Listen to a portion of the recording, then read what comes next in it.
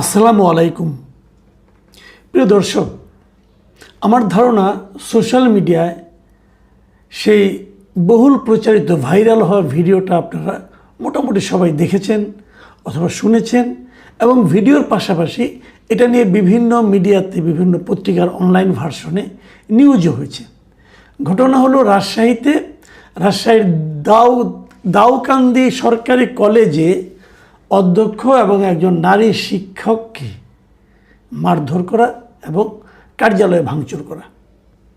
এবং ওই নারী শিক্ষককে যে মারধর করছে একজন লোক, এক ভদ্রলোক, উনি হাতে স্যান্ডেল দিয়ে তাকে পিটাচ্ছিলেন, সেই দৃশ্যও কিন্তু অধ্যক্ষের কক্ষে বসেই সেই দৃশ্যও কিন্তু আমরা সবাই দেখেছি। এরই মধ্যে কয়েকটা ভার্সন পাওয়া গেছে, এক একজন এক এক কথা বলছে। অনেকে বলছে এই নারী শিক্ষিকাই নাকি প্রথমে আপনার ওই বিরোধটা শুরু করেছিল, গালাগালি করেছিল, কাকে থাপ্পড় মেরেছিল, এগুলো বলা বলি হচ্ছে।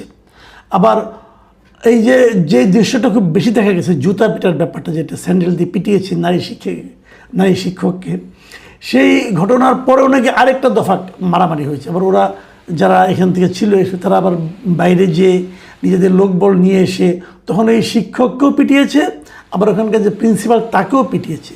এবং এই পেটানোর পর শিক্ষক এবং প্রিন্সিপালের রক্তাক্ত দেহ একটা ভিডিও আমি দেখলাম, রক্তাক্ত অবস্থা তারা বসে আছেন।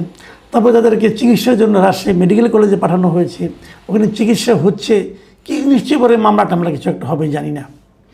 তো যারা এখানে এই কাজ অপকর্মটা করেছে তাদের মোটামুটি প্রাথমিক পরিচয় হলো তারা বিএনপির রাজনীতির সঙ্গে জড়িত।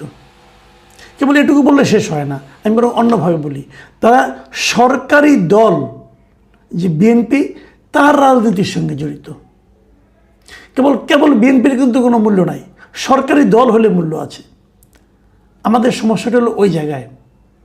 এই বিএনপি গত 15 বছর কোথায় ছিল? এই বীর পুঙ্গবরা, এই বিশিষ্ট বীর স্যান্ডেল হাতে নারীকে পিটায়, তারা গত 15 বছর কোথায় ছিল? কোথাও পাবে না। তখন তারা সবাই ঈদরে করতেছিল। যেই তার দল সরকারে এসেছে সেই মাত্র তারা সব এক একজন মহা ক্ষমতাবান রুস্তমে পরিণত হয়েছেন। যার ইচ্ছা তারা ধমক দেয়, যার ইচ্ছা তারা পিটায়, স্যান্ডেল পিটা করে, নারীকে মারে, নারীর গায়ে হাত তুলে। আপনি হয়তো বলবেন আমি নারী শব্দটাকে আলাদা করে দেখছি কেন? হ্যাঁ, আলাদা করে দেখবো, আলাদা করে অবশ্যই দেখবো। সারা দুনিয়াতেই দেখে তো, সারা দুনিয়াতে 3টা মানুষের মধ্যে 3টা গ্রুপকে সম্পূর্ণ আলাদাভাবে দেখা হয় এবং তাদের গুরুত্ব সম্পূর্ণভাবে বাড়তি দেওয়া হয়। সেই 1 নম্বর কি শিশু, 2 নম্বর হলো বৃদ্ধ, 3 নম্বর হলো নারী। শিশু, বৃদ্ধ এবং নারী, এদেরকে আলাদা গুরুত্ব দিতে হবে আপনাকে, এটাই নিয়ম। তো যতদিন তারা সরকারি দলে না ছিল ততদিন কিন্তু তাদের এই বাহাদুরিটা দেখা যায় নাই। এখন সরকারি দলে হওয়াতে তারা সবাই এক একজন বাহাদুর হয়ে গেছে, আইন নিয়ে তাদের কোনো মাথা ব্যথা নাই। দেখেন, যেদিন এই ঘটনা ঘটেছে সেদিন কিন্তু ওই কলেজে ডিগ্রি পরীক্ষা চলছিল এবং ডিগ্রি পরীক্ষা উপলক্ষে সেখানে 144 ধারা জারি ছিল। তো যেখানে 144 ধারা জারি, সেখানে এই লোকগুলি ওই কলেজে ঢুকলো কীভাবে? কোন আইনে ঢুকলো? কে ঢুকতে দিল? এবং ঢোকার পর তারা কিন্তু বসে থাকলো কীভাবে? এগুলি জবাব কিন্তু কেউ দিচ্ছে না। আবার ধরেন আরও অনেকগুলি বিষয় এখানে কিন্তু আছে। সেই বিষয়গুলো জানা গেছে কি, যে ওখানে একজন নাকি মৎস্য ব্যবসায়ী গিয়েছিল এবং ওই মৎস্য ব্যবসায়ী এই শিক্ষককে পিটিয়েছেন এবং পরে মৎস্য ব্যবসায়ী লুঙ্গি পরে গিয়েছিল। কিন্তু লক্ষ্য করেন তো, কলেজে মৎস্য ব্যবসায়ীর কাজটা কি? মাস্তানি করতে গেছে। পরে তার ছেলেরা আরও বড় মাস্তান, তারা এসে পরে তাদেরকে আবার পিটিয়েছে। তো এই ঘটনার পর বিএনপি একটা তাৎক্ষণিক সিদ্ধান্ত নিয়েছে। আমি দেখলাম যে রুহুল কবির রিজভী ওনার স্বাক্ষরে একটা সিদ্ধান্তের বিজ্ঞপ্তি দেখলাম। ওনারা জয়নগর ইউনিয়ন বিএনপির যে সহসভাপতি আকবর আলী, তার বিরুদ্ধে অ্যাকশন নিয়েছে এবং তাকে বিএনপি প্রাথমিক সদস্য সহ সব পর্যায়ের দলীয় পদ থেকে বহিষ্কার করছে। মনে হচ্ছে ভালো, আচ্ছা ভালোই। আচ্ছা, আমরা একটু বরং দেখি যে বিভিন্ন রিপোর্ট যেগুলি বেরিয়েছে পত্রিকার। আমি একটা পত্রিকার রিপোর্টের কথা বলি, প্রথম আলো পত্রিকার কথা বলছি। প্রথম আলো রিপোর্টে এই ঘটনার জন্য তারা কাকে দায়ী করেছে একটু দেখি আমরা। সেখানে ওনারা প্রত্যক্ষদর্শী সূত্রে জানা গেছে, প্রত্যক্ষদর্শী বরাত দিয়ে তারা বলছে, স্থানীয় একজন মৎস্য ব্যবসায়ী বিএনপির কর্মী শাহাদাত আলী এই প্রদর্শক আলিয়া খাতুনকে স্যান্ডেল দিয়ে পিটিয়েছেন। শাহাদাত আলীর ছেলে লিটন ও কর্মচারী মাহবুর কলেজের অধ্যক্ষ ও প্রদর্শক আলিয়া খাতুনের উপর হামলা চালান। হামলার নেতৃত্ব দিয়েছেন জয়নগর ইউনিয়নের 4 নম্বর ওয়ার্ড বিএনপির সভাপতি এজদার, জয়নগর ইউনিয়ন কৃষক দলের সভাপতি জয়নাল আবেদিন, ব্যবসায়ী আফাজউদ্দিন প্রমুখ। কিন্তু এখানে কিন্তু আমি বুঝলাম না জয়নগর বিএনপির সহসভাপতি আকবর আলী কোত্থেকে আসলো।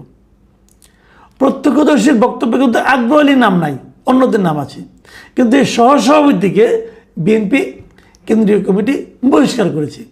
তারা এত দ্রুত কোথায় সিদ্ধান্তটা পেলো, কি পড়লো, কি দেখলো, কি জানলো, আকবর আলীকে তারা কেন বহিষ্কার করলো, এটা আমি এখন পর্যন্ত বুঝতে পারলাম না। এখন ঘটনা হচ্ছে এগুলো কেন হচ্ছে, আমি কিন্তু খালি একটা কলেজের কথা বলছি না।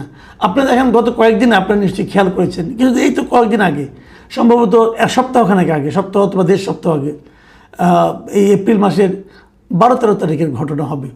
এই ব্রাহ্মণবাড়িয়া নবীনগরে এই রাস্তার নিম্নমানের কাজ নিয়ে প্রশ্ন করায় স্থানীয় সরকার প্রকৌশল অধিদপ্তরের একজন প্রকৌশলীকে ওখানকার ঠিকাদার মারধর করছে, বাঁশ দিয়ে দৌড়িয়ে তাকে ওখান থেকে দূর করে দিচ্ছে। এই দৃশ্য কিন্তু ভিডিও আমরা দেখছি, এটা যে ঠিকাদার বাঁশ দিয়ে প্রকৌশলীকে দৌড়াচ্ছে, কারণ প্রকৌশলী প্রশ্ন করেছিল যে কাজের মান নিম্নমানের কাজ হচ্ছে, কাজ এটা করা যাবে না। হয়তো এর পেছনে বিহাইন্ড দ্য সিন অনেক ঘটনাও থাকতে পারে, আমি জানি না। এগুলি তো হয়, প্রকৌশলীরা ঘুষ টুস চায়, ঘুষ টুস খায়, খেয়ে পরে আবার তারপরে আবার আটকায়, অনেক আছে। কাজে যারা ঠিকাদার তারা হয়তো বিরক্ত হয়ে অনেক কিছু করতেও পারে, আমি জানি না বিহাইন্ড দ্য সিন কী আছে। কিন্তু আমার প্রশ্ন হলো, বিহাইন্ড দ্য সিন যাই থাকুক না কেন, আপনি একজন লোককে প্রকাশ্য দিবালোকে বাঁশ দিয়ে পিটানোর জন্য বাঁশ দিয়ে দৌড়িয়ে নিয়ে যেতে পারেন, এটা কেন? আবার তার 2 দিন পরেই দেখলাম 17 তারিখে এপ্রিল মাসের কুমিল্লার 14গ্রাম উপজেলার একটা মাদ্রাসায় একজন তরুণ শিক্ষককে মানে একটা কক্ষের দরজা জানলা বন্ধ করে অন্য একজন শিক্ষক মারধর করছে। কেন? যে মারধর করছে সে নাকি দাবি করে যে এই মাদ্রাসার আমি প্রতিষ্ঠাতা এবং সে শিক্ষকও বটে, এবং তার কথা আমাদের সবাই চলতে হবে, না চলে তাই দেশে উত্তম মাধ্যম দিয়ে চড়থাপড় মারে। কেন শিক্ষক কেন আরেকজন শিক্ষককে পিটাবে? প্রকৌশলী কেন একজন ঠিকাদারের হাতে মার খাবে? অথবা একজন মৎস্য ব্যবসায়ী সে কেন একজন শিক্ষকের গায়ে হাত তুলবে? যে ভিডিওটা আমরা দেখেছি যে আপনার জুতো দিয়ে ওই শিক্ষককে পেটানো হচ্ছে, সেই ভিডিওতে যখন আমি দেখি, যখন তাকে পেটানো হয়, ওখানে কিন্তু প্রিন্সিপাল ছিলেন কলেজের, আরও প্রায় 7-8 জন ভদ্রলোক ছিলেন, এবং এই ঘটনার সময় তারা কেউ দুজনের কাউকেই ফেরানোর চেষ্টা করেন নাই, কেউ না, ওই স্যান্ডেলওয়ালা কেউ না, অথবা ওই শিক্ষিকাও না, কেউ কাউকে তারা থামানোর চেষ্টা করেন নাই। মানে তারা ঘটনাটা ঘটতে দিয়েছেন, মজা নিয়েছেন আর কি, মজা। তো এই যে বাস্তবতাটা, এটা আসলে কী প্রমাণ করে? আমরা কি একটা অস্থির জাতিতে পরিণত হয়েছি? কিছু হলে গায়ে হাত তুলি। আপনি তো কারো গায়ে হাত তুলতে পারেন না আইন অনুযায়ী, কারো গায়েই না ভাই। আপনি একজন রিক্সাওয়ালার গায়ে হাত তুলতে পারেন না, আর রিক্সাওয়ালাকে চড়থাপড় মারাটা একটা নিয়মিত ঘটনায় পরিণত হয়েছে। পারেন না, কিন্তু আপনি করেন তো। কেন করেন? পৃথিবীর অন্য কোনো দেশে আপনি এই ধরনের পাবেন না। আপনার সঙ্গে আমার মিলল না, আমি আপনার সঙ্গে থাকবো না, চলে যাব। আপনি আমার বিরুদ্ধে কোনো বেআইনি কাজ করেছেন, আমি পুলিশের কাছে যাব, আদালতের কাছে যাব, আমি অথবা গ্রাম্য লোকের কাছে, স্থানীয় মাতবরের কাছে এই বিচার দিব, সালিশ হবে। আপনি তাৎক্ষণিক ব্যবস্থা নিয়ে নিচ্ছেন কেন? 2টো কারণে হয়। একটা কারণ হলো, যে পিটায় সে জানে আমি পিটালে আমার কোনো বিচার হবে না, কারণ আমার দল ক্ষমতায়, অতএব আমি পিটাতেই পারি, আমাকে তো কেউ কিছু করতে পারবে না, কারণ আমার হাতে ক্ষমতা আছে, সরকার আছে আমার। তো পুলিশটা আমাকে দেখলেও আমাকে ধরবে না, পুলিশটা আমাকে মারবে না, কাজে আমি পিটাতে পারি। আর দ্বিতীয় কারণ হলো যে আমার রাগ উঠে গেছে, এটা নিয়ে পরে হয়তো আমি বিচার টিচার পাবো না, মুরব্বীরা থামিয়ে দেবে, তো এখন রাগ উঠেছে, এখনই ঝালটা মিটিয়ে নেই। এগুলি একটা মানসিক সমস্যা। এই মানসিক সমস্যা পুরো দেশে কিন্তু ছড়িয়ে গেছে।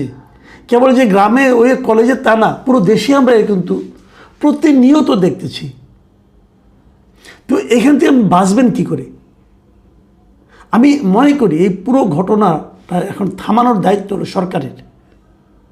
সরকারকে বুঝতে হবে। দেখুন, আমি বিএনপিকে বলবো, যখন আওয়ামী লীগ সরকার চলে গেল, অন্তর্বর্তীকালীন সরকার আসলে ডক্টর ইউনূসের নেতৃত্বে, তখন কিন্তু সারা দেশে আপনারা অনেক নেতা নেত্রীকে বহিষ্কার করেছিলেন। কেন করেছিলেন? কয়েক হাজার। কারণটা কি? কারণটা তারা অবাধে চাঁদাবাজি করছিল, আপনাদের দলের ভাবমূর্তি নষ্ট করছিল, এই জন্য তাদেরকে আপনারা দল থেকে বের করে দিয়েছেন। ঠিক আছে, তখন কিন্তু আপনাদের দল ক্ষমতা আসে নাই। তখন বরং আপনাদের প্রতিদ্বন্দ্বী হিসেবে জামাত ছিল, যারা আপনাদেরকে বেইজ্জতি করতে পারতো, যারা আপনাদেরকে ডিফেম করতে পারতো। একটা ভয় ছিল, আতঙ্ক ছিল। আপনারা এত, তার মধ্যেও যারা চাঁদাবাজি করেছে বহিষ্কার করেছেন। ওকে, ক্ষমতায় আসার পর গত 2 মাসে কয়জনকে বহিষ্কার করেছেন? কেন করেননি? তার মানে কি চাঁদাবাজি থেমে গেছে ক্ষমতা আসার পর? আমাদের বাস্তব অভিজ্ঞতা কি বলে? আমাদের অভিজ্ঞতা বলে যে দল ক্ষমতায় এলে চাঁদাবাজি আরও বেড়ে যায়। তখন ক্ষমতায় আসেনি, তারপরেও যে চাঁদাবাজি চলেছে, আপনি যখন ক্ষমতায় এসেছেন তখন চাঁদাবাজি তার চেয়ে কয়েক গুণ বেড়ে গেছে। তাহলে এখন বহিষ্কার করছেন না কেন? তার মানে আপনি ধরে নিয়েছেন যে 5 বছর তো জনগণের কাছে আর মাপ চাওয়ার দরকার নাই, 5 বছর জনগণের কাছে আর ভালো হওয়ার দরকার নাই, আমি তো জিতেই গেছি। আবার 5 বছরের মাথায় যে আবার একটু শক্ত হব, জনগণকে বোঝাবো যে আমরা আপনাদের দল। বিষয়টা কি তাই? এখন তো আগে তো জনগণ তো একটু রাও শব্দ করতো, আমাকে আমার চাঁদাবাজি করছে, আমারটা নিয়ে যাচ্ছে। এখন তো সেই শব্দ করার তার সাহস পায় না, কারণ ক্ষমতায় তো ওনারাই, কিছু করলে তো জুতা পিটা। একটা কথা বলি ভাই, সময় পাল্টে গেছে। আজকাল ইয়াং জেনারেশন আর নেতার কথা শুনে কাজ করে না। আজকাল ইয়াং জেনারেশন হাতে একটা তাদের মোবাইল থাকে, সে মোবাইলে পুরো বিশ্ব দেখে। সেই বিশ্ব দেখে তার নিজের দেশটা কেমন হবে এর তার একটা কল্পনা থাকে। সে সেরকমভাবে দেশটাকে দেখতে চায়।